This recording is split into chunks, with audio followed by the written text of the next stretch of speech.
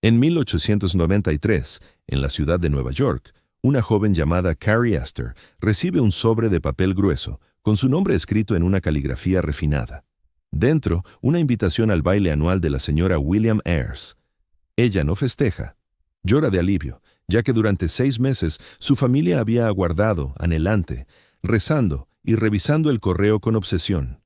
Su padre había amasado una fortuna en ferrocarriles, $40 millones, suficiente para adquirir la mitad de Manhattan.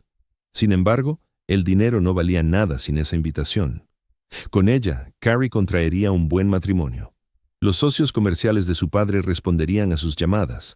El apellido familiar aparecería en los periódicos adecuados, ligado a las causas benéficas correctas y mencionado en susurros en los salones apropiados. Sin ella, sería una muerte social. Los colegas de su padre lo eludirían. Carrie se quedaría soltera. La riqueza de la familia sería tangible, pero su presencia en la alta sociedad una mera ilusión. Esto iba más allá de las fiestas. Se trataba de influencia. En la América de la Edad Dorada, el acceso a ciertos salones de baile decidía con quién te casabas, qué acuerdos comerciales se cerraban y si tus hijos tenían un porvenir. La lista de invitados de una sola mujer podía edificar o arruinar imperios industriales. Las invitaciones no costaban millones, valían millones, y quienes manejaban el acceso a esos salones de poder gobernaban América con mayor dominio que cualquier funcionario electo. Antes de adentrarnos en estos palacios de influencia, si te gustan estas indagaciones sobre cómo funcionaba realmente la élite adinerada, dale like y suscríbete. Ahora, vayamos a los salones de baile donde las fortunas se forjaban y se derrumbaban con un simple gesto. El Salón Astor, donde el número 400 se convirtió en el que mandaba en América.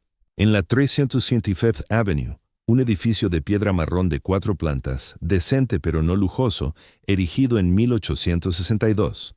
No impresionaría a nadie que pasara por delante, salvo si recibías una invitación para cruzarlo. Caroline Schermerhorn Astor, conocida sencillamente como la señora Astor, residía allí con su esposo, William. Ella pertenecía a los Schermerhorn de nacimiento, una fortuna holandesa antigua que databa de antes de la Revolución. Él era un Vanderbilt por herencia, nieto del comodoro que había levantado imperios de vapores y vías férreas. Su unión fusionaba linaje antiguo con riqueza reciente, generando algo más fuerte que cada uno por separado.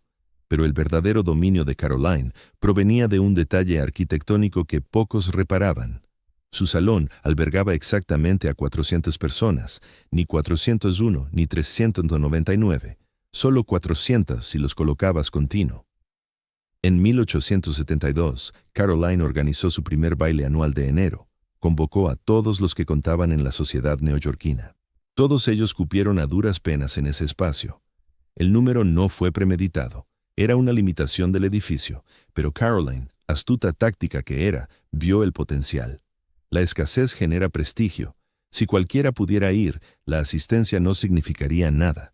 Pero si solo 400 cabían y Nueva York bullía con miles de familias acaudaladas ansiosas de estatus social, entonces la invitación se volvía un tesoro.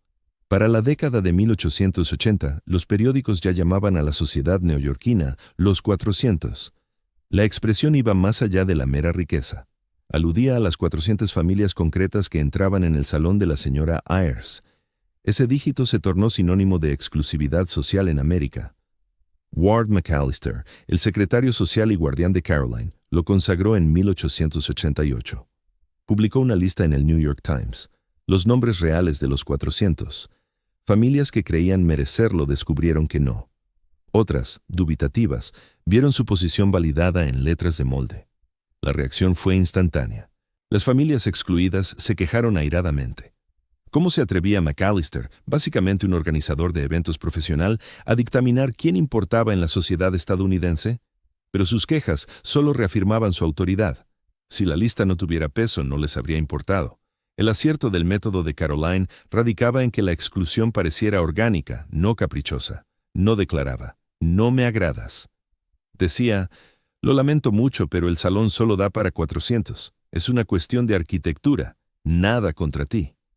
El hecho de que, extrañamente, las mismas 400 familias encajaran año tras año mientras otras nunca lo lograban, eso era simplemente cómo funcionaban las cosas.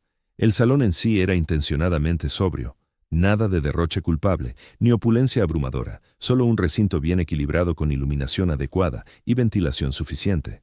No se trataba de deslumbrar con adornos, se trataba de estar presente. Caroline se posicionaba en un punto preciso cerca del centro, flanqueada por su retrato, luciendo una tiara de diamantes que reflejaba la luz desde todos los ángulos. No por presunción, sino por ser visible. En una muchedumbre de 400, todos debían ubicar con exactitud su lugar. La tiara actuaba como faro, permitiendo a los invitados orientarse en el espacio. La cercanía a Caroline señalaba el rango social tan nítidamente como una insignia militar denota el grado de un oficial. Los bailes se regían por un protocolo estricto. Las invitaciones se enviaban a principios de enero. Si la tuya llegaba, disponías de 2 semanas para prepararte. Si no aparecía para mediados de enero, no vendría. Algunas familias vigilaban su buzón, consultándolo varias veces al día, con la esperanza menguando conforme se acercaba la fecha límite. El acontecimiento era un verdadero agotamiento social. Llegabas entre las 10 y las 11 de la noche, hacías cola para que te anunciaran. Te acercabas a la señora Astor, que tal vez charlara contigo unos 30 segundos o solo asintiera con la cabeza. Después, buscabas tu sitio en la jerarquía invisible del salón de baile. El círculo interior, la élite auténtica, la distancia media, relevantes pero prescindibles, los bordes exteriores meramente consentidos. Te quedabas durante horas, marcharte pronto resultaba ofensivo, pero permanecer hasta el amanecer podía interpretarse como desesperación. El momento idóneo para irse demandaba un cálculo social preciso. La mayoría de las familias se retiraban entre la 1 y las 2 de la madrugada tras haber sido suficientemente visibles, pero antes de que la urgencia se notara en exceso. Al día siguiente, los periódicos publicaban quiénes habían asistido. No eran listas exhaustivas, eso habría sido vulgar, solo destacaban a los invitados notables. Ser mencionado implicaba que te habían observado, lo cual importaba casi tanto como la mera presencia. No figurar pese a haber ido sugería que habías pasado desapercibido entre la multitud. Estar allí, pero sin relevancia. Hacia 1890, el baile de enero organizado por Caroline definía el estatus social para todo el año. Alianzas comerciales se forjaban entre familias que habían compartido el círculo central. Matrimonios se concertaban entre jóvenes que se conocieron bajo la araña de Caroline. Una sola velada en ese salón podía trazar el rumbo futuro de toda una dinastía. El precio de la exclusión era tangible. Las familias apartadas del 400 veían cómo sus socios comerciales dudaban en vincularse con ellas. Sus hijas recibían menos propuestas de matrimonio y de linajes menos apetecibles. Seguían siendo adineradas, a menudo más que muchas de las incluidas, pero estaban muertas en el plano social. Algunas contraatacaban erigiendo residencias más grandiosas, organizando fiestas más fastuosas o donando a más causas benéficas. Rara vez surtía efecto. Caroline había dictado las normas, y la principal era que ella decidía. El dinero por sí solo no garantizaba la entrada, tampoco el servicio público o el triunfo empresarial. Solo contaba la aprobación de Caroline, y ella no justificaba sus elecciones. El salón en la 355th Avenue era discreto, pero lo que allí ocurría no lo era en absoluto. Durante 3 décadas, esa estancia determinó quién importaba en la sociedad estadounidense. Cabían 400 personas en su interior. Todos los demás quedaban fuera, por ricos que fueran. El número perduró. Incluso hoy, 140 años después, el 400 evoca a la élite selecta. El salón desapareció, demolido en los años 1890. Pero el mecanismo que Caroline instauró en él perduró. La guerra de los Vanderbilt, cuando Alba irrumpió con mármol en las puertas. 26 de marzo de 1883. Alba Vanderbilt repartió invitaciones para un baile de disfraces en su flamante mansión, en la 665th Avenue. 1,200 invitaciones, la fiesta más vasta y costosa de la historia de Estados Unidos. Una sola persona no las recibió. Caroline Astor. Esto declaraba la guerra. Alba Vanderbilt se había casado con Willie K. Vanderbilt, nieto del Comodoro, en 1875. Había pasado 8 años presenciando cómo la sociedad neoyorquina trataba a los Vanderbilt como parientes algo bochornosos. Las familias de Abolengo, los Ayers, los Livingstons, los Stasinsons mostraban su desdén sin tapujos. Los Vanderbilt representaban dinero ferroviario, fortuna reciente, capital mercantil. El Comodoro había sido un barquero, por el amor de Dios. Maldecía como un marinero y escupía tabaco. Su riqueza era colosal, pero su origen era humilde. Alba rechazaba resignarse a un estatus inferior.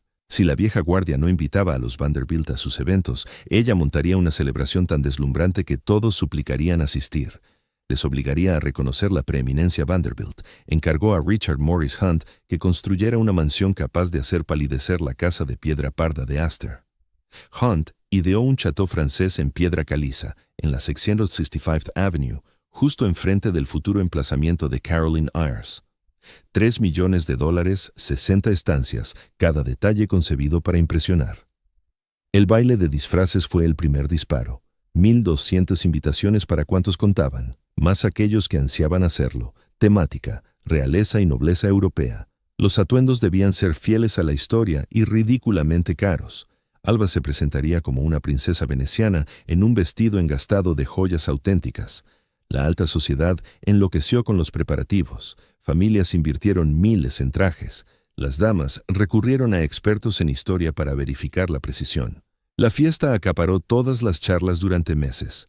Entonces, Alba ejecutó su jugada. La hija de Caroline Astor, Carrie, ansiaba asistir desesperadamente. Todas sus amigas habían recibido el sobre.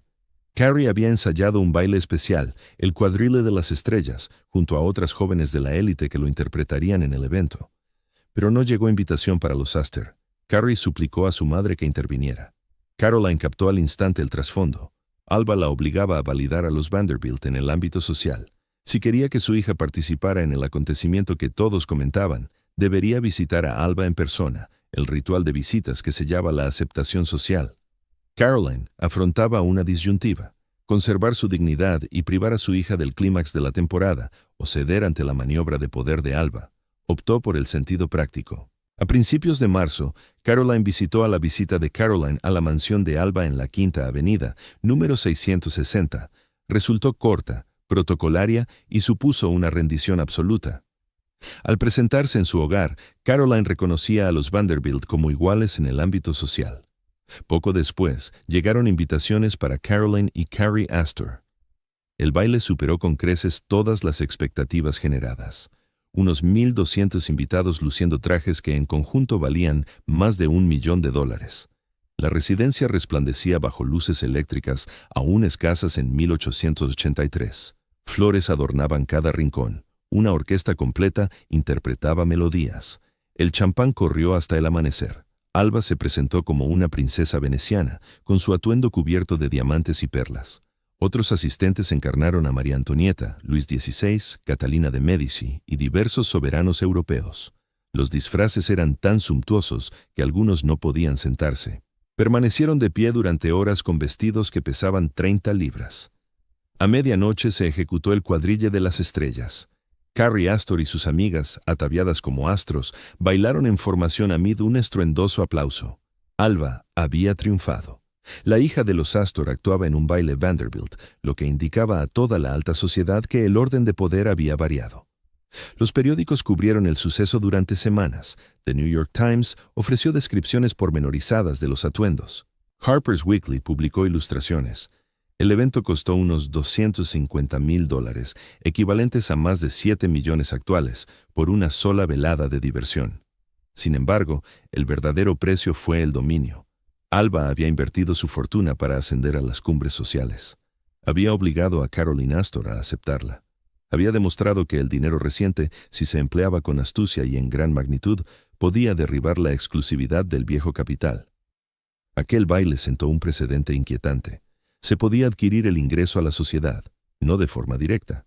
No bastaba con entregarle un cheque a Caroline Astor y reclamar un puesto, pero sí se podía erigir una residencia más imponente, organizar una fiesta más fastuosa, compelir a la élite tradicional a sumarse a tu espectáculo social. La riqueza, si se manejaba con audacia suficiente, podía derribar barreras consideradas inexpugnables. Caroline captó el peligro. Alba no solo daba fiestas, estaba proclamando que los Vanderbilt eran iguales a la sociedad, quizás incluso superiores. De repente, la casa de piedra parda en la Quinta Avenida, número 34, pareció insuficiente. Si los Vanderbilt poseían un chateau, Caroline precisaría uno similar. En menos de 10 años, Caroline dejaría su residencia y encargaría a Richard Morris Hunt que levantara una mansión aún más espléndida más al norte de la ciudad. La competencia arquitectónica que Alba desató convertiría la Quinta Avenida de una calle residencial en la Vía de los Palacios, con linajes rivalizando en exhibiciones de opulencia cada vez más extravagantes. Pero aquella noche de marzo de 1883, en el salón de baile de Alba, rodeada de invitados con disfraces que costaban más que el salario vitalicio de la mayoría de los americanos, una certeza dominaba. Las normas habían mutado. El viejo dinero conservaba relevancia, pero el nuevo había aprendido las reglas del juego, y en ocasiones el nuevo capital salía victorioso. Una contienda ganada, aunque la guerra apenas empezaba. Los acuerdos comerciales forjados en salones de baile. Joseph Pulitzer se hallaba en un rincón del salón de la señora Astor en enero de 1889, observando cómo hombres que lo ignoraban a plena luz del día le sonreían por encima de copas de champán. Comprendía a la perfección lo que ocurría. Se había abierto paso con su fortuna y ahora debía rentabilizarlo. Pulitzer había adquirido el New York World en 1883 y lo había convertido en el rotativo más lucrativo de la urbe. Había amasado millones, pero solo el dinero no le había franqueado la entrada a ese salón. También había contribuido con donativos generosos a obras benéficas predilectas de Caroline Astor. Había respaldado iniciativas que Ward McAllister destacaba. Había jugado con precaución, gastando su camino del forastero inmigrante al miembro forzado del círculo. Ahora, entre los 400, por fin podía dirigirse a los hombres que moldeaban el porvenir de Nueva York, y ellos, atados por el pacto social de ser corteses con los demás invitados en el baile de la señora Astor, debían responderle. Así funcionaba en realidad el negocio de la Edad Dorada, no en despachos ni en salas de juntas, sino en salones de baile donde la etiqueta social imponía diálogos que jamás surgirían en otro sitio. Andrew Carnegie raras veces participaba en eventos sociales. Los consideraba triviales, pero acudió al baile de enero de la señora Astor en 1890 porque 3 hombres con quienes debía pactar estarían presentes. En un salón donde el protocolo impedía charlas comerciales explícitas, Carnegie podía aproximarse de modo informal, hablar de familias, viajes, arte, cualquier cosa salvo negocios. Pero esas pláticas tejían lazos que derivarían en pactos millonarios. La norma tácita dictaba que nunca se trataba de asuntos mercantiles en actos sociales. Eso resultaba vulgar. Pero sí se generaban las premisas para ellos. Se probaba que uno encajaba, que dominaba el decoro, que merecía confianza en esferas exclusivas. Luego, días o semanas más tarde, al iniciar las tratativas reales, la base ya estaba tendida. J.T. Morgan elevó esta táctica a la perfección. Asistía a las fiestas adecuadas no por placer social. Encontraba a la mayoría de la élite aburrida, pero para sostener contactos que apuntalaban su imperio financiero. Si se les había visto juntos en la cena de la señora Vanderbilt, si compartíais el mismo círculo en el baile de la señora Ayers, entonces acercarse mutuamente por motivos profesionales resultaba lógico en lugar de invasivo. Los salones de baile funcionaban como mecanismos de validación. Las oportunidades de inversión se compartían únicamente dentro de los grupos cerrados. Si os situabais cerca de la señora y le preguntabais si estabais invitados a cenas íntimas en las mansiones Vanderbilt, obtendríais avisos previos sobre ampliaciones ferroviarias, proyectos inmobiliarios o fusiones empresariales, sin llegar a un trueque interno flagrante. Eso sería impropio. Solo insinuaciones amigables que alguien en el sitio adecuado podía aprovechar. Los acuerdos inmobiliarios dependían especialmente de estas relaciones en los salones.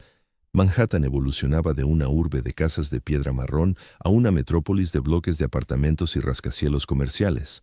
Aquellos que recibían datos anticipados sobre barrios destinados a la urbanización, las familias que acudían a las fiestas correctas, quienes conseguían condiciones ventajosas en préstamos para adquirir terrenos, los hombres cuyas esposas habían cautivado a la señora Astor.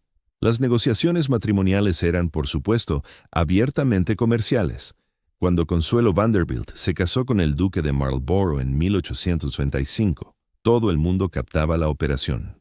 Dinero Vanderbilt a cambio de nobleza británica, pero innumerables uniones menos espectaculares cumplían idénticos fines.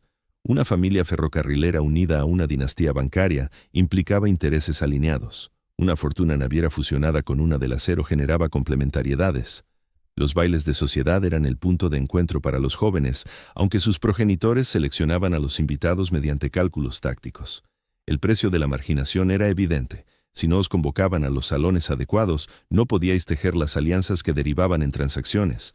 Vuestros asuntos comerciales quedaban aislados. Podíais ser acaudalados, pero no multiplicabais esa riqueza al carecer de entrada en las redes donde se distribuían las chances. Harry Black amasó su caudal comprendiendo esta mecánica. Comenzó como productor de ladrillos, rentable pero no extraordinario.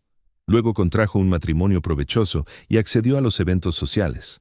En una cena de 1896 conoció a George Fuller, un constructor erigiendo los primeros rascacielos de Nueva York. Esa presentación, facilitada por lazos sociales, derivó en una sociedad que fundó la Fuller Company, responsable del Flatiron Building. La fortuna de Black se multiplicó gracias a haber estado en la cena idónea. En ocasiones, las transacciones eran más directas. Los clubes privados como el Metropolitan Club o el Union Club actuaban como prolongaciones de la sociedad de los salones. Allí los socios debatían negocios abiertamente entre hombres, todos avalados por el mismo filtro social. La adhesión al club demandaba el aval de miembros actuales, formando un circuito hermético. Si no formabais parte de la sociedad, no entrabais en los clubes. Sin acceso a los clubes, no participabais en las negociaciones que allí se tramaban.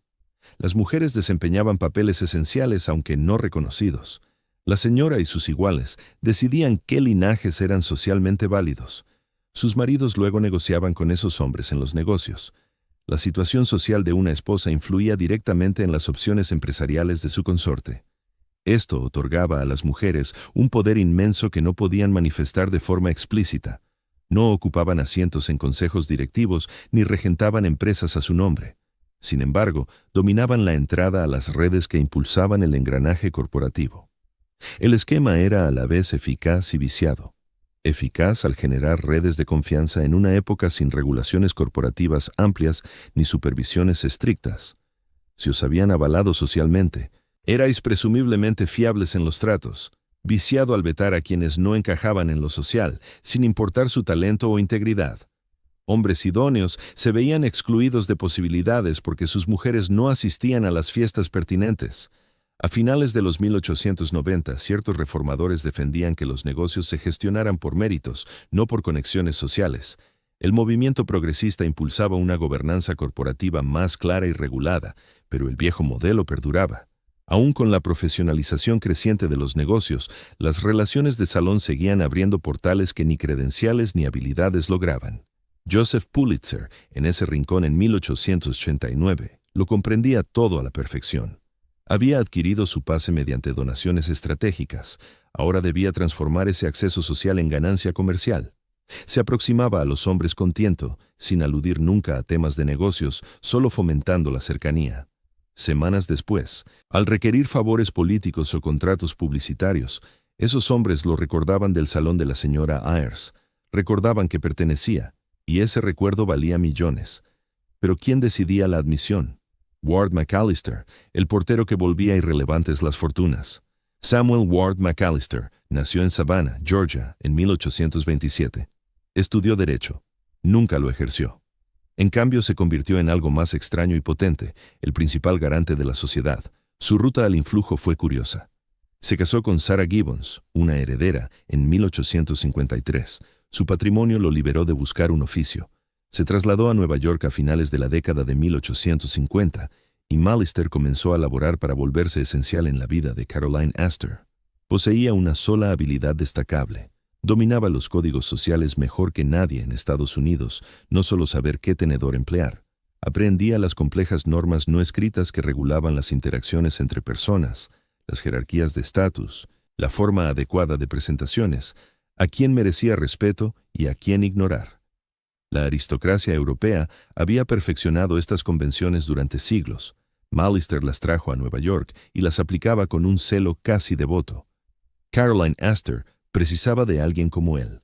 Ella captaba la esencia del poder, pero andaba ocupada dirigiendo su hogar y educando a sus hijos. Mallister se encargaría de los pormenores, elaborando listas de invitados, organizando distribuciones de asientos, velando por el cumplimiento de las formalidades. Actuaría como su secretaria social, su guardián, su portavoz cuando prefería no intervenir en persona. Ese pacto le otorgaba a Mallister un dominio extraordinario. Regía el acceso a la esfera de Caroline, lo que equivalía a controlar la entrada a la alta sociedad estadounidense. Su visto bueno se volvía imprescindible para el triunfo en ese mundo. Su rechazo implicaba el ostracismo. Mallister fundó los Patriarcas en 1872, un colectivo de 25 caballeros encargados de coordinar bailes por suscripción en el restaurante del Monacos. Solamente linajes avalados por los patriarcas podían participar. Así se institucionalizaba el mecanismo de selección que hasta entonces funcionaba de modo implícito. Ahora existía un órgano colegiado, normativas, rechazos registrados. Él disfrutaba inmensamente de su mando. Otorgaba declaraciones a la prensa justificando la exclusión de ciertas familias. Redactaba ensayos sobre conductas apropiadas y vestimenta idónea. En 1890 lanzó un volumen titulado Society as I Have Found It, donde narraba sus vivencias y juicios con una soberbia desbordante. La obra exponía sus fijaciones: abolengo, etiqueta, patrones europeos, la necesidad de apartar a los inadecuados. Todo su influjo dependía por completo del soporte de Caroline Ayres. Sin ella, no era más que un letrado fracasado que subsistía gracias a la fortuna de su esposa. Pero con el respaldo tácito de Caroline, su dictamen equivalía a una ley. Si Mallister declaraba que no encajabas, efectivamente no lo hacías. Cuestionarlo solo demostraba ignorancia de las normas. La célebre relación, difundida en el New York Times en febrero de 1892, representó su hazaña más controvertida. Durante años había aludido a los 400, las familias de verdadero peso. Al fin, divulgó nombres concretos, 323 en total. En realidad, no logró llegar a 400, lo que socavaba su argumento central. Aún así, la lista generó un revuelo mayúsculo. Algunas dinastías se enteraron de su inclusión, otras descubrieron su veto. La arbitrariedad de las decisiones de Mallister saltó a la vista. Había admitido familias empobrecidas, pero vetado a adinerados recientes con impecable conducta. Incluyó a individuos que rara vez frecuentaban eventos sociales, mientras marginaba a asiduos. El rasero parecía reducirse a ¿te agrada Mallister en lo personal? La reacción fue feroz. Los diarios lo ridiculizaron. Linajes excluidos alzaron protestas abiertas. Hasta algunas familias incluidas se avergonzaron de vincularse a tal manipulación evidente. El poder de Mallister, que aparentaba ser inquebrantable, de pronto resultaba cómico. Sin embargo, lo asombroso es que el entramado perduró. Mallister fue objeto de burlas y falleció en descrédito en 1895. Pero los 400 subsistieron. La preeminencia de la señora Astor se mantuvo. El control de accesos que él había estructurado continuó, solo que con menor exposición pública de sus engranajes. El talento de Mallister no radicaba en idear el sistema. Caroline Astor lo había forjado. Su mérito consistió en presentar las exclusiones como algo metódico, no caprichoso. Infundió a selecciones sociales arbitrarias la pátina de criterios imparciales. Hizo creer que regían preceptos, cuando la única norma auténtica era «obedece a la señora Astor y a mí». Su dominio sobre los asuntos comerciales era indirecto, pero efectivo. No podía cerrar tratos por su cuenta. No obstante, podía bloquearlos para otros al apartarlos de las redes sociales donde nacían los acuerdos. Si Mallister te consideraba ajeno a la sociedad, tus opciones de negocio se contraían al instante. Tus aliados se alejarían. Tu flujo de datos menguaría. Las alianzas matrimoniales para tus hijos se desvanecerían. Hombres con $50 millones solicitaban su bendición porque el aislamiento social devaluaba sus riquezas. Podías poseer ferrocarriles y entidades bancarias, pero si tu esposa no recibía invitaciones a cenas selectas, tus ventures quedarían fuera de las tramas informales donde se tejía el poder genuino. Mallister manejaba esta influencia a la perfección. Jamás pedía fondos de forma explícita. Eso sería chabacano. Pero las familias contribuían a sus obras benéficas predilectas. Apadrinaban actos que él impulsaba, lo contrataban como asesor para sus celebraciones. La retribución era sutil, pero tangible. Mallister capitalizó su nexo con la señora Astor sin jamás parecer codicioso. Sus defectos personales rayaban en lo caricaturesco. Era un esnobismo llevado al extremo del absurdo, ampuloso, engreído y carente total de autocrítica. Su libro resulta casi ignorado. Capaz de discernir, rebosante de menciones a nombres ilustres y razonamientos circulares sobre la necesidad de excluir para preservar unos estándares que jamás concretaba. Él estaba convencido de que vetar a los inadecuados era un deber ético, sin percatarse de que solo estaba perpetuando sus propios sesgos. Aún así, triunfó. Durante más de 2 décadas, fue la segunda figura más influyente en la alta sociedad estadounidense, solo por detrás de la señora Astor. No ostentaba cargo político alguno, ni imperio empresarial, ni logros artísticos. Su único talento radicaba en decidir quién merecía entrar en los salones exclusivos. Eso bastaba. Al fallecer en 1895, la sociedad lo borró de inmediato de su memoria. Nada de monumentos, ni instituciones perdurables con su nombre. Era un mero funcionario que había cumplido una función, y luego resultó prescindible. Sin embargo, el mecanismo que él había codificado, el control de accesos, las listas, las expulsiones caprichosas amparadas en supuestos estándares, perduró mucho después de su muerte. La lista de Mallister pesaba más que las cuentas bancarias. La noche en que mi pez rompió todas las normas y se salió con la suya. Marian Graves, Anon Fish, encarnaba todo lo que yo detestaba de Ward Mallister. La pomposidad, la afectación, el ridículo culto a los criterios europeos en un país que había librado una revolución para zafarse de la jerarquía continental. Para ella, todo ese tinglado era un teatro absurdo, así que optó por desmantelarlo a base de fiestas. Mi pez se casó con Stent Fish en 1876. Él procedía de la vieja aristocracia holandesa, linaje impecable, todo lo que Mallister apreciaba. Su riqueza provenía de los ferrocarriles, lo que lo convertía en uno de los hombres más acaudalados de Estados Unidos. Por lógica, mi pez debería haber sido la joya de la corona social. Familia idónea, fortuna inagotable, contactos pertinentes. En cambio, se erigió como su anarquista. Su primera insurrección fue discreta. Las cenas sociales se prolongaban de 4 a 5 horas. Platos múltiples, puestas en escena elaboradas, charlas interminables que en realidad eran puro espectáculo. Mi pez proclamó que sus cenas durarían exactamente 50 minutos. Los platos se servían a toda prisa. Se desaconsejaba la conversación. Los invitados comían y se marchaban. Prioridad a la eficacia por encima del refinamiento. Respeto al tiempo, en lugar de dilapidarlo. La sociedad se escandalizó. Esas cenas debían exhibir ocio, demostrar que disponías de horas que malgastar.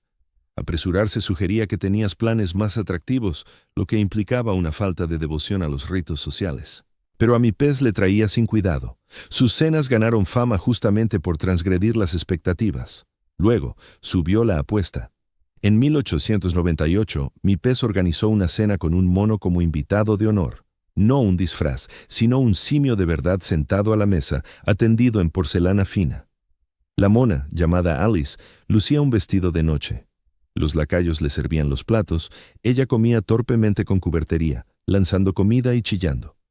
Los demás comensales, entre los que se contaban algunas de las figuras más destacadas de la Nueva York elegante, tenían que fingir normalidad, charlar cortésmente e ignorar al mono salpicando sopa. Mi pez observaba, extasiada, cómo gente que había dedicado años a pulir el protocolo forcejeaba por guardar la compostura ante un primate durante la comida. Esa cena fue su manifiesto rotundo. Todo esto es un disparate. No sois superiores a nadie, solo sois personas que habéis pactado acatar normas arbitrarias, sin pies ni cabeza. Y lo demuestro obligándoos a cenar en serio con un mono. No se quedó ahí. Otra velada legendaria incluyó una cena formal con un estanque incorporado en el centro de la mesa. Cisnes vivos nadaban entre los platos. Los invitados lidiaban con las pláticas mientras los cisnes graznaban y salpicaban el agua sobre sus trajes. De nuevo, el sinsentido como crítica social. Sus fiestas más disruptivas trastocaban por completo las estructuras de poder. Invitaba a sus criados a codearse como huéspedes, mientras la verdadera élite social les servía. El vuelco de roles obligaba a todos a cuestionar cuán artificiales eran sus rangos. Los sirvientes, ataviados con las mejores galas de sus patrones, se sentaban mientras las damas de la alta sociedad les traían la comida. Algunos invitados lo hallaban hilarante. Otros, profundamente inquietos al ver derrumbarse la pirámide. El toque de genio de mi pez era su exclusividad. Su pedigrí resultaba intachable. Su esposo, demasiado rico. Sus lazos, demasiado consolidados. Ya la habían admitido la señora Astor y el círculo íntimo antes de que iniciara su revuelta. Cuando la gente captó su juego, era imposible vetarla sin arrastrar a medio mundo social con ella. Además, captaba un aspecto clave. Muchos detestaban en secreto el sistema, pero se sentían atrapados en él. Mi pez les otorgaba licencia para burlarse. Sus fiestas se convirtieron en refugios donde las reglas se ponían en pausa, donde la solemnidad se ridiculizaba, donde podías admitir lo estrafalario de todo sin que te expulsaran del todo. Ward Malister la aborrecía. Había dedicado décadas a infundir respeto por el protocolo, y mi pez lo pulverizaba con monos y cisnes. Intentó apartarla, pero carecía de autoridad. La señora Astor, aunque no abalandó las excentricidades de mi pez, no podía marginar a alguien tan bien posicionado. Así que mi pez prosiguió, cada fiesta más extravagante que la anterior. En 1900, organizó una fiesta bautizada como la Cena de los Perros, un banquete elegante en el que las mascotas de los invitados ocupaban asientos a la mesa y degustaban menús sofisticados, mientras sus dueños permanecían de pie, observando. Los canes comían en porcelana fina. Los lacayos les ofrecían varios platos. Algunos perrillos lucían trajes de gala. Todo el suceso quedó registrado en la prensa, con imágenes que mostraban a la alta sociedad, contemplando cómo sus animales disfrutaban de un lujo por el que ellos habían gastado fortunas. El recado era evidente y demoledor. No sois únicos, vuestras cenas costosas, vuestro ceremonial, vuestro elitismo, todo eso no es más que un teatro que se puede imitar con bestias. Los perros saboreaban idéntica comida en la misma vajilla, en las mismas estancias donde vosotros exhibís vuestra relevancia. ¿En qué os distinguís? Las veladas de Mamie revelaban un peligro latente. El engranaje solo funcionaba si todos creían en él. Si un miembro del círculo lo ridiculizaba con astucia, toda la edificación parecía endeble. Y Mamie demostraba noche tras noche que se podía permanecer en el núcleo mientras se negaba a concederle gravedad. Su impacto se extendió. Otras damas de la élite acortaron sus banquetes. Algunas optaron por organizar eventos intencionalmente atípicos. El estricto decoro que McAllister había impuesto empezó a aflojarse. No del todo. La sociedad mantenía sus normas, seguía apartando a los indeseables y preservaba su escala social. Pero Mamie sembró incertidumbre. Si una mujer con credenciales impecables lo consideraba una tontería, quizá lo fuera. Ella aborrecía especialmente la devoción por los cánones europeos. Estados Unidos había luchado por su libertad, y aún así, la sociedad no cesaba de copiar a la nobleza del viejo continente. Mamie lo hallaba lamentable. Sus reuniones exaltaban la irreverencia yanqui, invitaba a vaqueros, actrices y folks que ignoraban qué cubierto escoger. En la mesa de Mamie Fish primaba el interés sobre el linaje adecuado. Eso resultaba verdaderamente subversivo para la sociedad de 1890. El propósito de los 400 era custodiar las fronteras. Se rechazaba a los inadecuados para salvaguardar los niveles. Mamie sostenía que esos niveles eran absurdos. No solo transgredía las normas, cuestionaba su razón de ser. Su cita más célebre resumía su visión a la perfección. Hazlo divertido. Si no divierte, no merece la pena. La sociedad jamás había girado en torno al placer. Se trataba de dominio, prestigio, de afianzar el estatus. El divertimento era, como mucho, un añadido. Mamie ponía el goce en primer plano, lo que implicaba valorar las vivencias por encima del rango. Esa subversión ponía en jaque los pilares del sistema. Sin embargo, triunfó. Sus fiestas se volvieron míticas. Todos ansiaban una invitación a los saraos de Mamie Fish, porque ignorabas qué depararía la noche.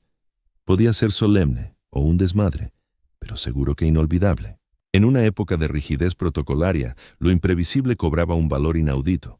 Para 1900, Mamie Fish había demostrado que se podía ser un pilar de la sociedad y su satírica al mismo tiempo, cumplir bastantes reglas para conservar el puesto, mientras se rompían suficientes para burlarse del tinglado entero. Había hallado la frontera precisa entre lo tolerable y lo inaceptable, y sobre ella danzaba con deleite.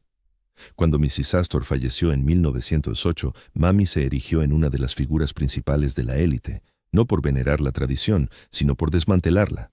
Había ilustrado que el sistema podía transformarse, que la sociedad americana no precisaba emular a la aristocracia europea, que se podía ser rica y dominante sin pompa ni tedio. Su herencia resulta más esquiva de calibrar que la de Mrs. Astor o Alva Vanderbilt. No erigió entidades perdurables, no fraguó estructuras que le sobrevivieran, pero inyectó algo más pérfido, la duda. Probó que las reglas sociales eran caprichosas, que sus aires eran ridículos, que su exclusividad reposaba en un mero pacto colectivo para sostener la ilusión. Esa duda mermó el poder de la sociedad. Si los insiders se mofaban de ella, ¿por qué los outsiders debían reverenciarla? Mamie no buscaba arrasar con la sociedad de la Edad Dorada, pero aceleró su ocaso al hacerla parecer grotesca.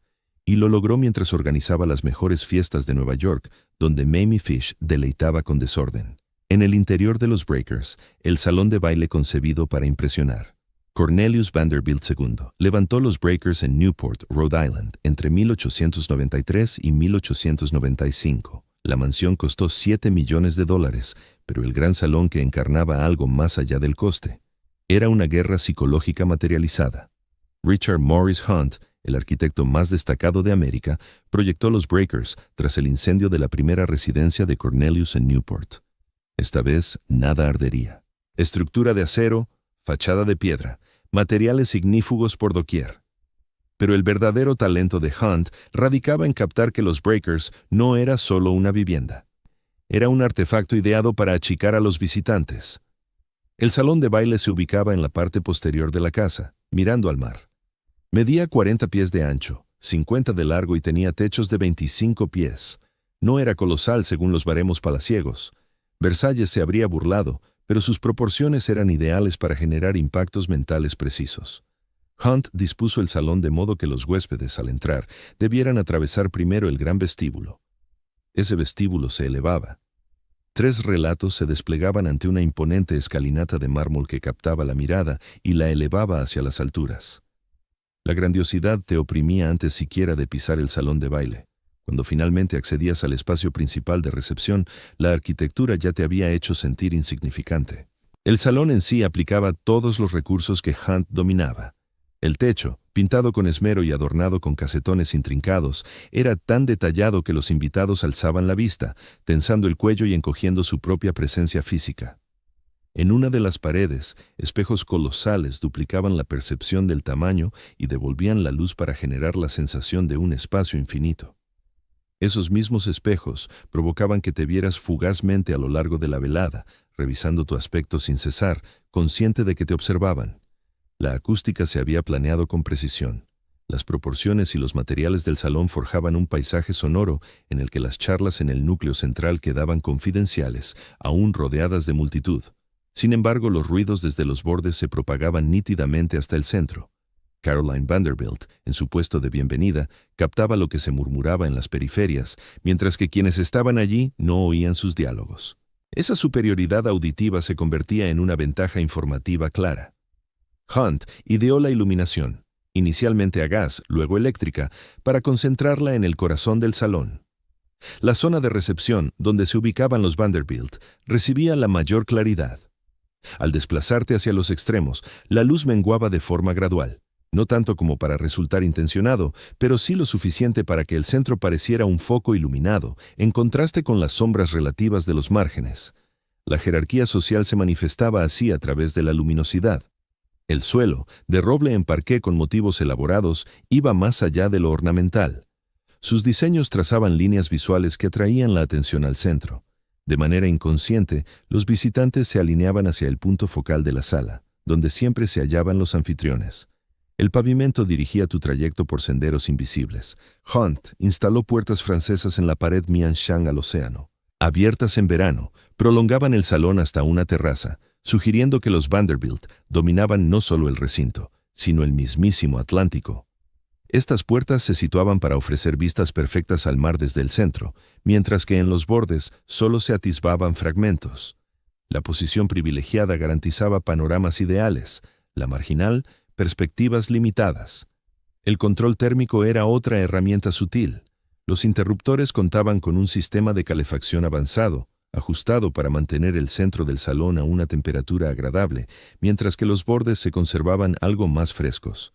No hasta el punto de incomodar, eso sería una manipulación evidente, solo lo justo para que los invitados se desplazaran poco a poco hacia el calor, hacia los anfitriones. El bienestar físico impulsaba la dinámica social. La entrada al salón de baile se había concebido angosta a propósito. Los huéspedes debían pasar casi en fila india, siendo anunciados uno a uno. Esto generaba una cola, obligando a aguardar, a percibir las miradas ajenas y a soportar el peso de la llegada. No era posible colarse en el salón de los Breakers de forma discreta. Había que ser proclamado, escrutado, evaluado. Caroline Vanderbilt sabía explotar a la perfección el diseño de Hunt. Se colocaba en el sitio óptimo, en el núcleo de la sala, bajo la mejor iluminación y con la acústica ideal. Vestía trajes claros que rebotaban la luz concentrada, incrementando su visibilidad. Hablaba en voz baja, obligando a los demás a inclinarse para escucharla, lo que confería a las charlas un aire de intimidad, aunque fueran cortas y protocolarias.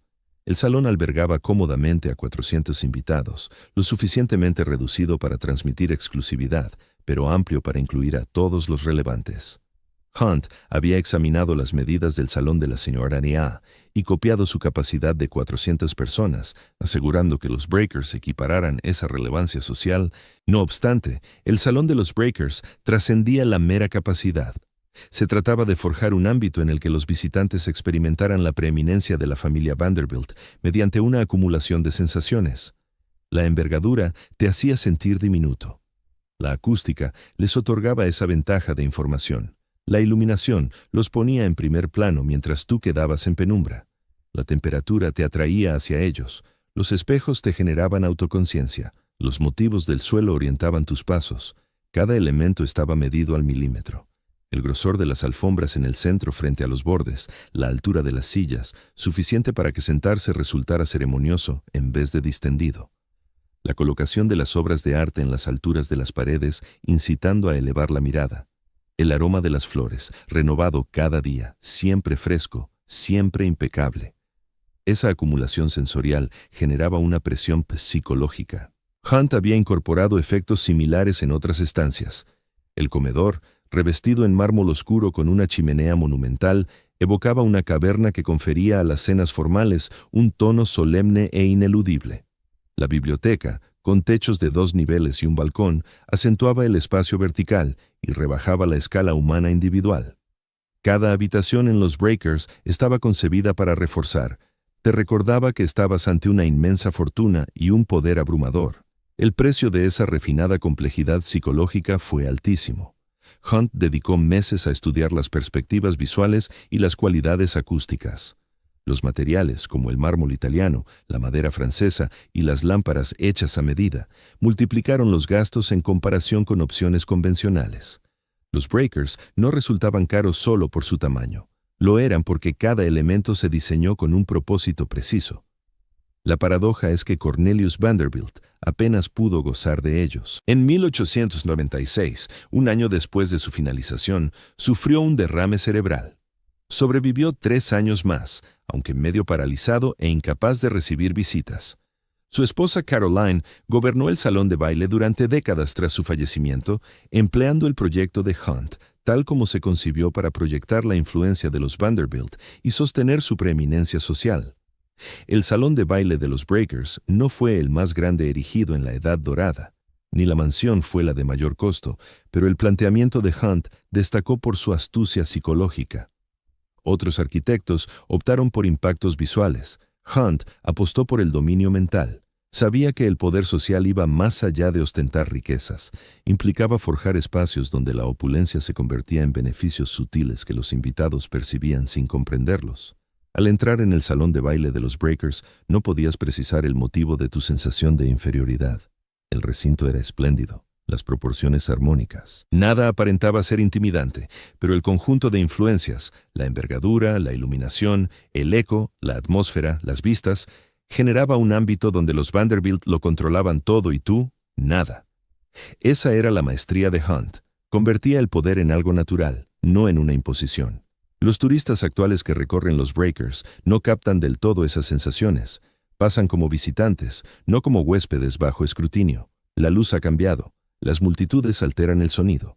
La maquinaria psíquica que Hunt ideó solo funcionaba cuando los anfitriones la ponían en marcha con sabiduría. Caroline Vanderbilt lo captó a la perfección. Durante 30 años tras la muerte de Cornelius, utilizó ese salón para preservar la hegemonía de los Vanderbilt en la alta sociedad de Newport. Los Breakers demostraron que la arquitectura podía usarse como arma, no mediante murallas o obstáculos, sino mediante una manipulación mental tan fina que las víctimas ignoraban su sujeción. Salías del salón de baile de los Breakers convencido de la superioridad Vanderbilt. No sabías explicarlo, solo lo sentías. Esa convicción era precisamente lo que Hunt había incrustado en las paredes. Pero Newport no era el único campo de batalla. La Asamblea de Filadelfia, donde el linaje superaba a las fortunas colosales. Mientras la sociedad neoyorquina debatía entre dinero reciente y antiguo, Filadelfia ya había resuelto la cuestión. Dinero viejo, siempre, sin excepciones. La Asamblea de Filadelfia se inició en 1748, no en 1798, sino en 1748, antes de la Revolución, antes de que existiera Estados Unidos. La Asamblea era más antigua que el país mismo, y la sociedad filadelfiana nunca permitía que se olvidara. Se trataba de un baile por suscripción. Los miembros abonaban cuotas anuales para asistir a 4 eventos por temporada, pero la pertenencia no se compraba con dinero alguno, se heredaba o se adquiría por matrimonio con alguien que ya la tuviera, o no entrabas. Punto final. Los 400 de Nueva York eran selectos, la Asamblea de Filadelfia, inexpugnable. Los Astors acabaron aceptando a los Vanderbilt. Filadelfia jamás admitió a quienes no tuvieran antepasados en América para 1776, y era preferible que hubieran estado del lado correcto. La lista de miembros en 1900 incluía básicamente los mismos apellidos que en 1800. Bidwalader, Morris, Wheeling, Chu. Estas familias radicaban en Filadelfia desde la era colonial. Habían firmado la Declaración de Independencia. Habían combatido en la Revolución. Eran la aristocracia americana, no por fortuna, sino por llegar primero. Andrew Carnegie, uno de los hombres más ricos del mundo, no logró que su hija ingresara en la Asamblea de Filadelfia. Ni su capital ni sus donaciones le abrieron puertas. A las familias filadelfianas les importaba poco el acero de Carnegie. Lo que contaban era la fecha de llegada de tu familia a América. Carnegie representaba dinero escocés, inmigrante, reciente, inaceptable. Las mismas familias que rechazaron a Carnegie daban la bienvenida con gusto a linajes arruinados. Podías estar en la ruina, pero si tu tatarabuelo había firmado la Constitución, formabas parte. El dinero era efímero, los linajes eternos. La asamblea se reunía en el Horticultural Hall, más tarde en la Academy of Music. Los bailes eran notablemente sobrios en contraste con el derroche neoyorquino. Sin adornos recargados, sin motivos de disfraces, solo danzas en traje formal entre personas cuyos ancestros se conocían de toda la vida. La ausencia de alardes era intencional. La riqueza no precisaba proclamarse entre quienes siempre la habían poseído. La norma más célebre establecía que los hombres dirigían la asamblea. Las mujeres participaban, pero los varones decidían sobre las admisiones. Una mujer de la asamblea F. La tradición familiar en Filadelfia imponía que, si una mujer de la alta sociedad contraía matrimonio con un forastero, no incorporaba de inmediato a su esposo al círculo exclusivo. Los varones tomaban la decisión, y casi siempre optaban por negarse. Esto generaba una circunstancia insólita. Algunos de los hombres más influyentes de Estados Unidos acababan casados con damas de linaje filadelfiano, vinculadas a las asambleas, pero ellos mismos quedaban excluidos de forma irrevocable. Cornelius Vanderbilt II se unió en matrimonio con Alice Claypool Gwynn, de una familia de Filadelfia. Alice tenía acceso a los bailes de la asamblea. Cornelius, en cambio, no. Sus inmensas fortunas no importaban, su renombrado apellido tampoco. Simplemente no era de Filadelfia. Este mecanismo exasperaba a la sociedad neoyorquina, ya que no se podía manipular. En Nueva York, con suficiente riqueza y astucia, uno lograba abrirse paso eventualmente. Alva Vanderbilt lo demostró. Pero Filadelfia carecía de una Alva Vanderbilt. Filadelfia no la deseaba. Si Alva hubiera erigido un palacio de mármol en Filadelfia, las familias de la asamblea lo habrían pasado por alto con cortesía, y las familias filadelfianas consideraban la sociedad neoyorquina como vulgar. Toda esa rivalidad, esos bailes de disfraces, esa cobertura periodística eran profundamente indecorosos. La aristocracia auténtica no buscaba notoriedad. La aristocracia auténtica no precisaba demostrar nada. La aristocracia auténtica simplemente perduraba, afianzada en siglos de estatus incuestionable. La paradoja radicaba en que muchas fortunas filadelfianas resultaban en realidad más modestas que el nuevo dinero que rechazaban. Los Beatles no eran indigentes, pero no alcanzaban la opulencia de Carnegie. Los Cadwalader vivían con holgura, no al nivel de Rockefeller. La aristocracia de Filadelfia giraba en torno al linaje, no al patrimonio. Preferían una menor abundancia con mayor pureza que una riqueza teñida por vínculos con el dinero reciente. Esta mentalidad forjaba una estructura social distinta a la de Nueva York. En Nueva York, la sociedad era fluida, en perpetuo movimiento conforme emergían nuevas riquezas y decaían las antiguas. En Filadelfia, la sociedad era inmutable. Las mismas familias dominaban la asamblea en 1900 que lo habían hecho en 1800. Algunas acumularon más bienes, otras menos, pero la arquitectura social se mantenía intacta. La asamblea no era exclusiva de Filadelfia. Boston contaba con instituciones parecidas, clanes de dinero antiguo desde la era colonial que repelían a los recién llegados sin importar su caudal.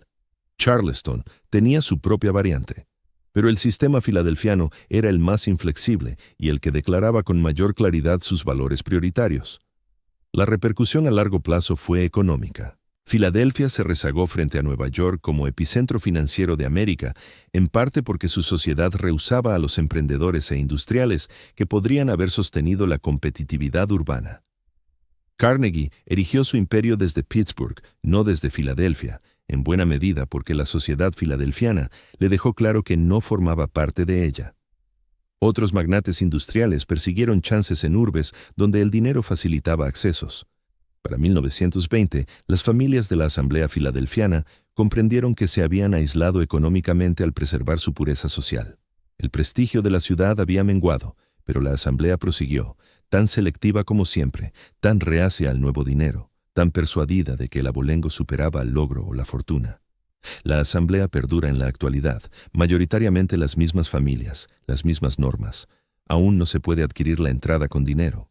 En 2025, en un país donde se supone que el estatus heredado carece de sentido, la Asamblea de Filadelfia sostiene que el nacimiento prevalece sobre todo. Llevan 277 años practicándolo. No piensan cesar ahora. Para la élite de la Edad Dorada que batallaba por ingresar en la sociedad neoyorquina, Filadelfia encarnaba una frustración más profunda. Aún logrando el éxito en Nueva York, aún si la señora Astor te reconocía, aún si levantabas la mansión más grandiosa y organizabas las fiestas más costosas, Filadelfia seguía sin inmutarse. Existía un grado de exclusividad inalcanzable por el dinero. Esa restricción recordaba incluso a los estadounidenses más acaudalados que su influencia tenía límites. Cuando cesaba la invitación, era la muerte social en vivo. Emily Vanderbilt Sloan cometió un error en 1898. Se divorció de su esposo. Su familia intentó impedírselo. Los Vanderbilt disponían de fortuna, influencia, todas las prerrogativas. Pero el divorcio en la sociedad de la Edad Dorada equivalía a un suicidio social, y nada de riqueza podía eludir las secuelas. Emily se casó con William Douglas Sloan en 1872. Él procedía de una familia decente, del sector del mueble, con un patrimonio sólido y un origen respetable. El enlace dio 4 hijos. A ojos externos, parecía próspero, pero en realidad era desdichado. William era dominante, quizás maltratador. Emily soportó 26 años antes de solicitar el divorcio. La sentencia se dictó en 1899. Emily recobró la libertad. También quedó arruinada. La invitación de la señora Astor para la temporada de 1900 no llegó. Tampoco las de otras líderes sociales que Emily había conocido toda su vida. Su nombre se borró de las listas de invitados. Cuando acudía a actos públicos, las mujeres que contaba como amigas desviaban la mirada. Los criados recibieron órdenes de no saludarla. La habían ostracizado. El divorcio no era ilegal, ni siquiera infrecuente para 1900. Pero para las damas en los estratos más elevados de la sociedad, el divorcio era imperdonable. Sugería que Abías F. falló en la única tarea que se esperaba que las mujeres cumplieran a la perfección: preservar el matrimonio sin importar el sacrificio personal. Peor aún, implicaba que habías antepuesto tu propia satisfacción por encima del deber social. Eso resultaba inaceptable. Las hijas de Emily fueron las que más sufrieron. No habían roto ningún lazo matrimonial. No habían cometido error alguno. Sin embargo, quedaban marcadas por esa conexión familiar. Sus opciones de matrimonio se desvanecieron por completo. Las familias que antes anhelaban alianzas con la fortuna Vanderbilt ahora rehuían a las hijas de Emily. La muerte social se transmitía como herencia. Emily terminó casándose de nuevo con Henry White, un diplomático. El matrimonio fue, al parecer, dichoso, pero ella jamás recuperó su estatus en la alta sociedad. Vivió otros 27 años en la opulencia y el confort, aunque socialmente extinguida. La mujer que había crecido como realeza Vanderbilt pasó sus últimas décadas invisible para la sociedad que antaño pujaba por su favor. Su situación no era excepcional. La muerte social se producía con lamentable frecuencia y los detonantes solían ser ridículamente nimios. James Hazen Hyde heredó la Equitable Life Assurance Society en 1900 tras la muerte de su padre. Tenía 23 años, una fortuna de $50 millones y un ardiente deseo de integrarse en la élite. Organizó un baile en enero de 1905 en el restaurante Sherry's, un evento con disfraces de tema francés. Costó $200,000, contó con 1,200 invitados y fue suntuoso en extremo. El dilema radicaba en el momento. El año anterior había estallado un escándalo mayúsculo en el sector asegurador. Los titulares perdían sus ahorros mientras los directivos se embolsaban fortunas. La fiesta de Hyde, financiada con ganancias de la compañía, parecía un robo flagrante. La indignación pública surgió al instante. Los periódicos publicaron viñetas que retrataban a Hyde bailando mientras los asegurados pasaban hambre. La sociedad lo repudió de la noche a la mañana. Las mismas personas que habían acudido a su baile, y todos lo hicieron, ahora alegaban haberse escandalizado por el derroche. Solo habían asistido por compromiso. Lo tildaban de chabacano. Hyde, que creía afianzar así su lugar en la sociedad, lo había arruinado por completo. Huyó a Francia en un exilio voluntario. Pasó allí el resto de sus días y nunca regresó a la sociedad neoyorquina. La familia Oelrichs sortearon un escándalo en 1897, pero no se recuperaron del todo. Hermann Oelrichs poseía una fortuna en el transporte marítimo y estaba casado con Teresa Fair, cuya familia había amasado millones en las minas de plata de Nevada. Deberían haber estado a salvo socialmente, pero Hermann atravesó problemas empresariales. Corrieron rumores de quiebra, no eran ciertos, pero bastaron. Las invitaciones se espaciaron y luego cesaron. Los Oelrichs conservaron su mansión. Todavía disponían de recursos, pero su brillo social se apagaba. Teresa luchó con uñas y dientes por sostener su estatus, montando fiestas aún más fastuosas y gastando sumas mayores. No sirvió de nada. Una vez que la sociedad te juzgaba en declive, esa caída se volvía profecía autocumplida. La gente te esquivaba para no mancharse con el fracaso. La hazaña era precisamente el objetivo. La sociedad requería ejemplos de lo que hacías si transgredías normas o te volvías simplemente molesto. Emily Vanderbilt Sloane ilustraba qué pasaba si valorabas la dicha personal sobre la obligación colectiva. James Hazen Hyde ejemplificaba las repercusiones si tu boato resultaba públicamente humillante. Los adinerados mostraban qué ocurría si aparentabas flaqueza económica. Las secuelas se contaban en dólares. Los negocios se desmoronaban cuando el estatus social se evaporaba. Si te expulsaban de la élite, los socios comerciales se apartaban con sigilo. No porque tu olfato para los asuntos hubiera variado, no lo había, sino porque vincularse a un cadáver social podía infectarlos también. Así, los tratos expiraban, las alianzas se rompían, las chances desaparecían. Para las mujeres, el riesgo era aún mayor. Una mujer socialmente muerta no podía concertar bodas para sus vástagos. Las hijas quedaban solteras, lo que en esa época equivalía a inestabilidad económica. Los hijos veían coartadas sus oportunidades laborales. El apellido familiar, que debería ser un plus, se convertía en lastre. Podías conservar tu caudal. Emily Vanderbilt Sloane jamás conoció la miseria, pero no podías transformarlo en influencia o rango. El desgaste anímico superaba con creces las pérdidas materiales. Personas que habían dedicado toda su existencia a la sociedad sin conocer otra cosa, se veían de repente desterradas. Avistaban a antiguas amistades en la ópera y eran ignoradas. Iban a misa y ocupaban un banco solitario. Organizaban cenas a las que nadie comparecía. El aislamiento era total e intencionado. Algunos desterrados abandonaron Nueva York por completo. Hyde se instaló en Francia. Otros emigraron a California o Europa, a cualquier sitio donde no topasen a diario con quienes los habían repudiado, forjando existencias nuevas en las que su muerte social no les saltara a la vista por doquier. Pero muchos se quedaron.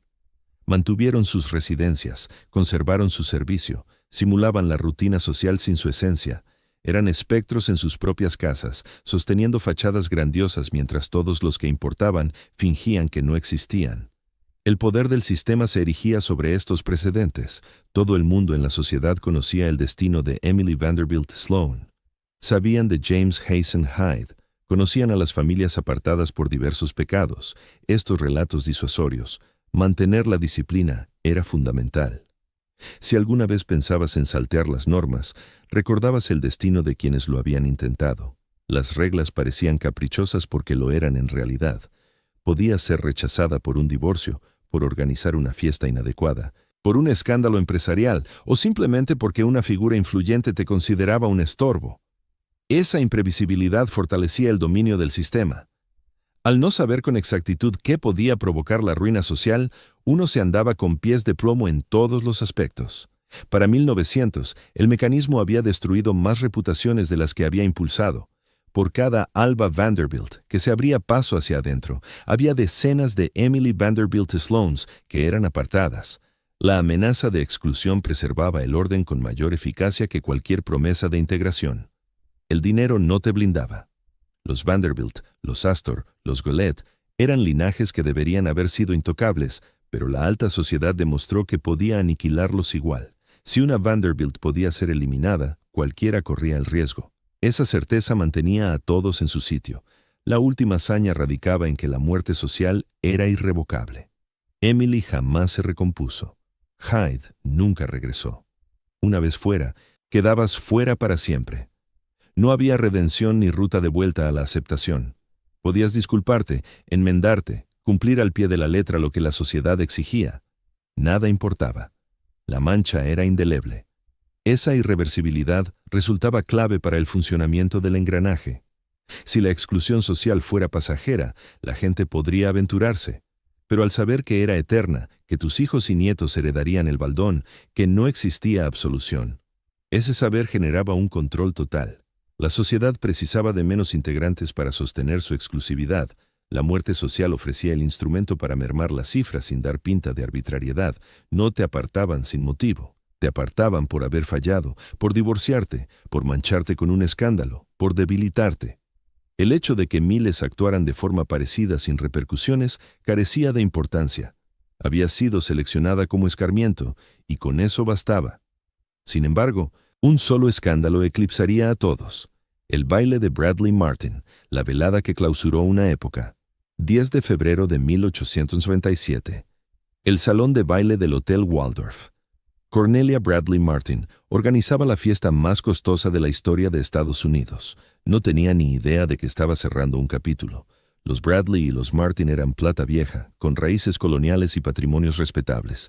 El enlace había unido dos sagas consolidadas. Deberían haber estado a salvo. Pero Cornelia anhelaba algo más que estabilidad. Quería perdurar en la memoria. Planeaba una celebración tan deslumbrante que se comentaría durante generaciones. Lo logró, aunque no de la manera soñada. Cornelia eligió el motivo: la corte de Versalles. Los invitados llegarían ataviados como nobles franceses de la era prerrevolucionaria. La ironía de exaltar a aristócratas franceses justo antes de su ejecución en la guillotina le pasó inadvertida. Al parecer, el simbolismo acabaría resultando proféticamente certero. Las invitaciones se enviaron a finales de enero. 1.200 comensales. Las exigencias de vestimenta eran precisas, fieles a la historia, derrochadoras en extremo. Cornelia se presentaría como María Estuardo, reina de Escocia. Su hija encarnaría a Pocahontas. Los temas se entremezclaban de forma confusa, pero el despilfarro era evidente. La sociedad neoyorquina enloqueció con los preparativos. Los disfraces costaban miles de dólares por unidad. Algunas familias invirtieron $10,000 en un solo atuendo. Los joyeros curraron a destajo fabricando piezas de precisión histórica. Las modistas se saturaron con reservas de meses. La rivalidad por lucir el traje más impactante devoró a la élite de la ciudad. El inconveniente radicaba en el momento. 1896 había sido un año económico feroz. La depresión atenazaba al país. El paro alcanzó el 20%. Huelgas y revueltas obreras se extendieron por las urbes industriales. Cientos de miles de estadounidenses pasaban auténtico hambre mientras los pudientes se aprestaban a malgastar fortunas en trajes. La prensa siguió los arreglos de la fiesta con una ira creciente. Los diarios publicaron estimaciones. El gasto en disfraces para el Bradley Martin podría haber alimentado a 15,000 hogares durante un año. Caricaturas editoriales retrataban a obreros, famélicos contemplando cómo los ricos desfilaron engalanados de joyas. La indignación popular escaló. Predicadores lanzaron homilías contra el derroche, dirigentes sindicales montaron manifestaciones, neoyorquinos corrientes, batallando por subsistir, leían sobre banquetes que costaban cientos de miles y sentían cólera. El baile de Bradley Martin se convirtió en emblema de cuanto fallaba en la desigualdad de la Edad Dorada. Cornelia permaneció ciega a todo. Interpretó la atención mediática como garantía de que su evento sería mítico. No captó que esa atención era de rabia, no de alabanza. Había vivido tanto tiempo en la burbuja social que no discernía su aspecto desde fuera. Llegó el 10 de febrero. La seguridad en el Waldorf fue sin precedentes. La policía temía algaradas. 1,200 invitados accedieron luciendo millones de dólares en trajes y alhajas. El salón del Waldorf se había metamorfoseado en una réplica de Versalles. Flores tapizaban cada rincón. Una orquesta interpretaba melodías. El champán corría a raudales. Cornelia lucía un disfraz tasado en $60,000. Sus joyas, prestadas por Tiffany's, valían $200,000. Ella. El salón estaba adornado con rubíes y diamantes por todas partes, con los invitados ataviados como monarcas a punto de ser decapitados, sin percibir aparente ironía en ello. Otros atuendos resultaban igual de extravagantes. La señora John Jacob Astor se presentó como María Antonieta. August Belmont optó por encarnar a Luis XV. El propio Bradley Martin lucía una armadura incrustada en oro. El valor conjunto de los trajes y joyas en la sala esa noche superaba los $5 millones en un país donde el trabajador medio ganaba $400 al año. La velada se prolongó hasta las 3 de la mañana. Los asistentes bailaron, bebieron y representaron elaboradas escenas teatrales. Por todos los relatos, fue un evento deslumbrante. Cornelia estaba extasiada. Había cumplido su anhelo, la fiesta más comentada de Estados Unidos. A la mañana siguiente, comprendió lo que implicaba ser el centro de las conversaciones. Periódicos de todo el territorio publicaron editoriales airados. The New York World la tildó de vergüenza del siglo. Predicadores dedicaron sermones completos a denostar el derroche. Dirigentes sindicales la utilizaron como reclamo propagandístico. Mirad cómo los adinerados despilfarran mientras vosotros pasáis hambre. Políticos, oliendo la indignación popular, prometieron indagaciones. Luego aparecieron los recaudadores de impuestos. La ciudad de Nueva York revalorizó al alza las propiedades de los Martin. El incremento fiscal fue demoledor, $30,000 adicionales por año. Otras urbes imitaron el gesto. La familia Martin, radicada en Nueva York durante generaciones, de pronto no pudo permitirse permanecer. La alta sociedad les dio la espalda. Las mismas personas que habían acudido al baile, y todos lo hicieron, ahora aseguraban haber quedado escandalizadas. Solo asistieron para no herir a los Martin, alegaban. Les había parecido repugnante. En cuestión de semanas, los Martin se convirtieron en apestados sociales. Las repercusiones comerciales no tardaron. Las inversiones de Bradley Martin tropezaron con obstáculos, socios se apartaron, negocios se desmoronaron. La solidez económica de la familia, intacta por generaciones, empezó a resquebrajarse a gran velocidad. Para mayo de 1897, los Martin tomaron su resolución: abandonarían Estados Unidos. Se instalaron en Londres de forma definitiva, uniéndose a la colonia de exiliados estadounidenses huidos de la deshonra social. Pasarían el resto de sus días en el extranjero, arruinados por una sola fiesta. Cornelia jamás captó en qué había errado. En su visión, había organizado una recepción fastuosa, tal como correspondía a la élite. Otros daban fiestas costosas, otros lucían joyas ostentosas. ¿Por qué la suya era distinta? La clave radicaba en el contexto y el momento. En épocas pasadas, su evento podría haber sido aclamado, pero en 1897, la brecha entre ricos y pobres se había agudizado tanto que las muestras de opulencia provocaban ira en lugar de envidia. El baile de los Bradley Martin resultó ser la exhibición que agotó la paciencia colectiva. Más aún, ocurrió tras años de escándalos que habían minado la autoridad moral de la sociedad, los fraudes en seguros, los enredos ferroviarios, los quiebres bancarios. El pueblo había presenciado cómo los pudientes arruinaban existencias en pos de ganancias, al tiempo que se erigían en baluartes éticos. El baile de los Martin hizo insostenible esa farsa. La celebración demostró que el exceso de la Edad Dorada tenía fronteras. Esas fronteras no eran internas. La sociedad habría seguido indefinidamente de no mediar intervenciones. Eran externas. Cuando las ostentaciones de riqueza rayaban en lo que ponía en jaque el orden público, cuando avivaban cóleras capaces de volverse violentas, incluso los acaudalados debían replegarse. Tras febrero de 1897, la sociedad mutó. Las fiestas se tornaron más reservadas. La prensa las cubrió con menos énfasis. La época de la competencia por el derroche, quién organizaba el baile más caro, quién exhibía las joyas más abundantes, llegó a su fin. No por un repentino despertar de conciencia, sino porque el exceso se había vuelto riesgoso. Los Martin fueron inmolados para salvaguardar el orden. Al desterrarlos, la élite transmitió: reconocemos que esto fue excesivo. Castigamos a los culpables. No amotinéis las calles. Lo hemos resuelto. El holocausto surtió efecto. La rabia pública se atenuó, pero el aviso quedó grabado: exhibe tu fortuna con excesiva audacia, y te sacrificarán para blindar al resto. Cornelia Bradley Martin ansiaba ser recordada por siglos.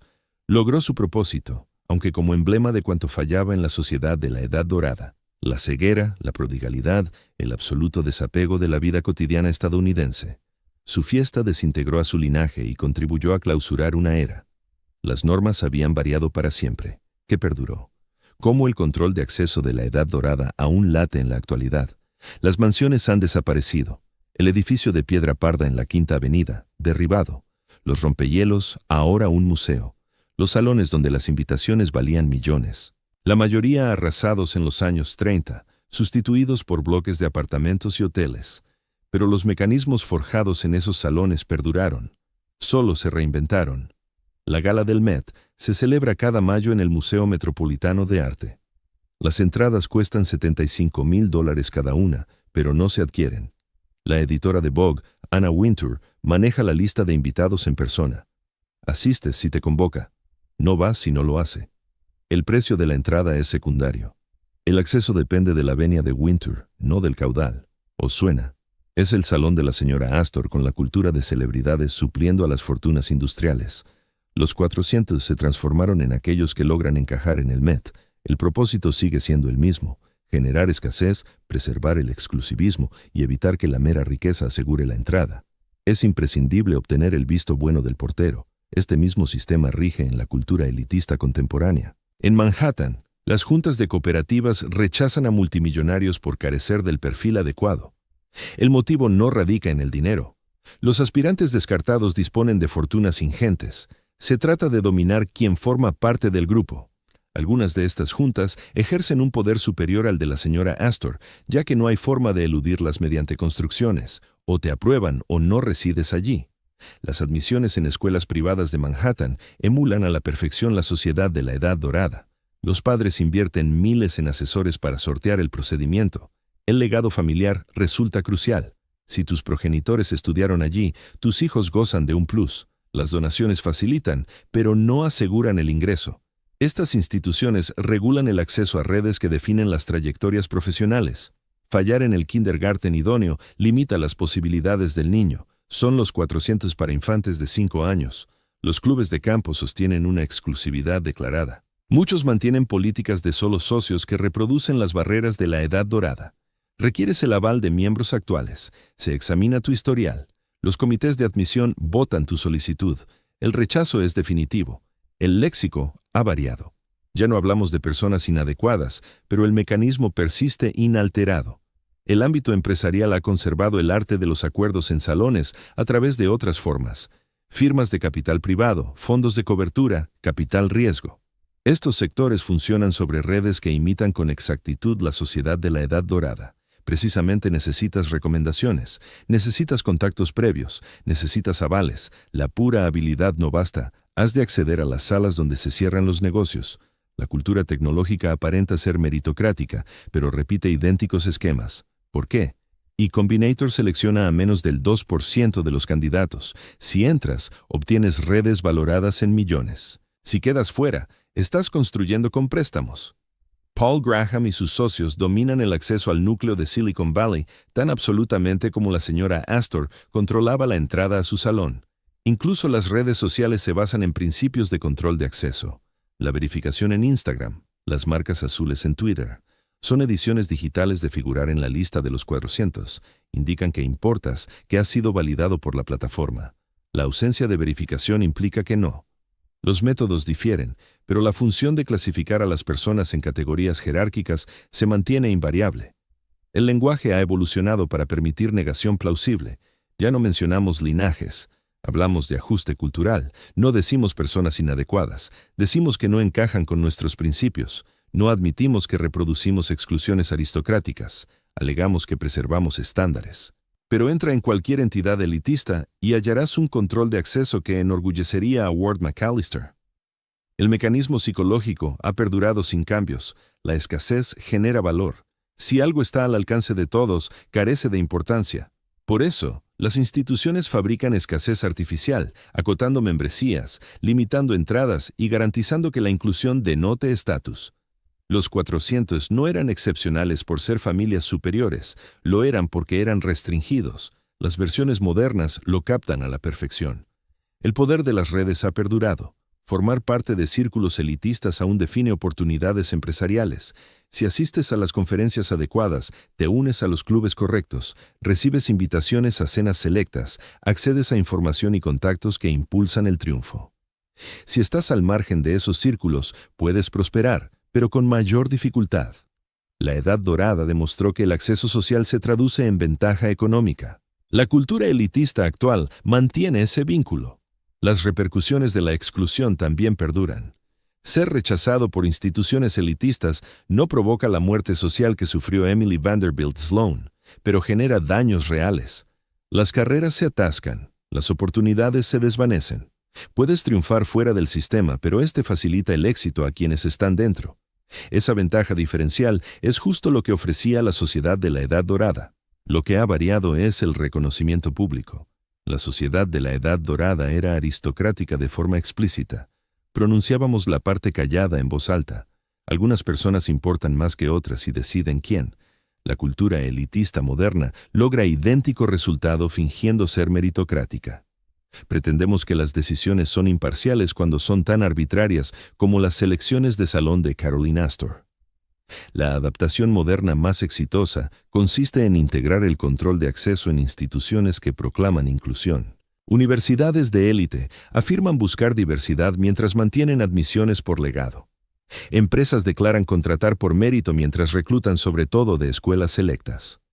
El control de acceso se produce en etapas previas, antes incluso de la solicitud, lo que lo vuelve invisible y más difícil de cuestionar.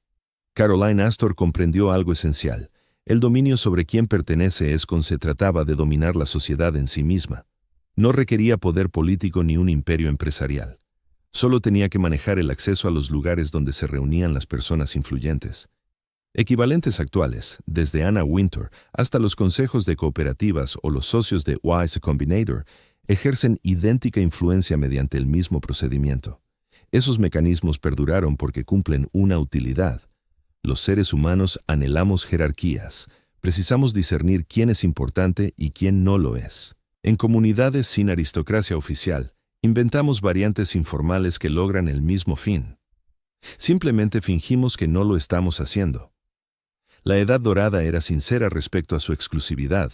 La cultura elitista contemporánea oculta esa misma selectividad tras proclamas de meritocracia y diversidad. Pero entra en la gala del Met, o intenta adquirir una propiedad en una cooperativa de la Quinta Avenida, o solicita plaza en un jardín de infancia de élite, y comprobarás que el espectro de la señora A sigue muy presente. Solo ha aprendido a no divulgar la relación. Las mansiones se convirtieron en museos, los salones de baile fueron derribados. Sin embargo, el control de accesos está por todas partes, funcionando con la eficacia de la Edad Dorada y la negación plausible de la era moderna. Todos aguardamos aún esas invitaciones que definen nuestro valor. Hemos dejado de confesar que eso es lo que perseguimos, el auténtico precio de la admisión. 1823. Aquella joven, Carrie Astor, sollozando de alivio al recibir la invitación. Contrae un buen matrimonio, tiene hijos, vive con holgura, pero dedica toda su existencia a buscar el visto bueno de individuos cuyo único poder real consistía en elegir quién podía ocupar ciertas estancias. Las invitaciones no valían millones de dólares, equivalían a millones. Esa diferencia es crucial. Si algo cuesta millones, puedes optar por no adquirirlo. Si algo vale millones, si tu porvenir entero depende de obtenerlo, no tienes alternativa. Harás lo que sea necesario para conseguirlo. Te someterás a autoridades caprichosas, acatarás normas absurdas, sostendrás estructuras que te perjudican, porque abandonarlas implica el rechazo. La sociedad de la Edad Dorada lo captaba a la perfección. Los salones no versaban sobre fiestas. Se trataba de generar una necesidad acuciante por algo que solo unos pocos podían ofrecer. Una vez instilada esa urgencia, podías manejar a todos los que la perseguían. La cultura elitista actual funciona de igual modo. Hemos forjado una necesidad desesperada por ingresar en determinadas escuelas, barrios o círculos. Después, permitimos que los guardianes regulen ese ingreso. Alegamos que se basa en méritos, criterios o afinidad cultural. Pero en realidad, se reduce al dominio. Siempre lo ha sido. El precio no es económico. Es la pérdida de libertad. Es ceder tu criterio a la decisión arbitraria de otros sobre si encajas o no. Es malgastar tu vida en la búsqueda de aprobación de quienes tal vez no merecen ostentar ese derecho de concederla o negarla. El salón de la señora Astor desapareció, pero el engranaje perduró porque lo recreamos sin cesar. Seguimos erigiendo estructuras donde unos pocos controlan el paso a lo que otros ansían con vehemencia. Insistimos en que esos aparatos son imparciales cuando son tan volubles como la capacidad de un salón. Quizá comprender el pasado nos permita enfocar el ahora con mayor nitidez. Cuando esperas saber si has entrado en la universidad adecuada, el empleo soñado o el vecindario idóneo, estás reviviendo a Carrie aguardando esa invitación. Las apuestas pueden variar. El procedimiento es idéntico. Los salones donde las invitaciones equivalían a millones han sido demolidos. Pero nos hallamos todavía a las puertas, deseando traspasarlas, sin percatarnos del todo de que esa barrera que anhelamos franquear quizás no debería existir. Si esta exploración del poder en la Edad Dorada te ha resultado provechosa, considera suscribirte. Estas narraciones sobre la construcción de sistemas elitistas y su permanencia importan más de lo que solemos reconocer. Tu respaldo me permite seguir indagando en ellos. Las invitaciones dejaron de llegar a la mayoría hace tiempo, pero todos padecemos aún los efectos de las estructuras que engendraron. Desentrañar esos mecanismos es el primer paso para interrogarnos si vale la pena seguir sosteniéndolos.